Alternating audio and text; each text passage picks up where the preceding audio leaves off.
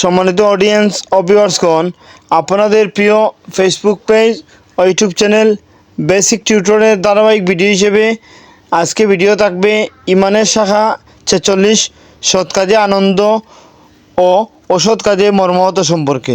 শুরু করছি। ইমানের শাখা ৪৬ সৎ কাজে আনন্দ ও অসৎ কাজে মর্মাহত।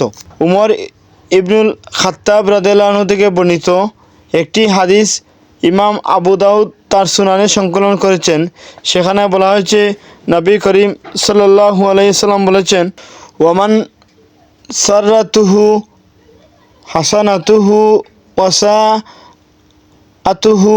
সাইয়্যাতুহু ফাহুয়া মুমিনুন।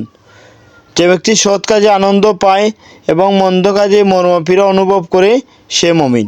সম্মানিত অডিয়েন্স ও ভিউয়ার্সগণ, আমরা এই হাদিস থেকে কী জানলাম?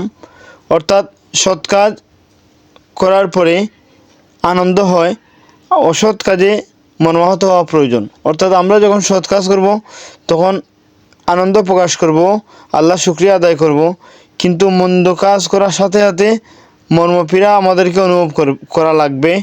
আমরা আমাদের ব্যক্তি জীবনে, সমাজ জীবনে, পারিবারিক জীবনে, আন্তর্জাতিক জীবনে সৎ কাজে আনন্দ থাকব এবং অসৎ কাজে মর্মাহত সর্বদা হব।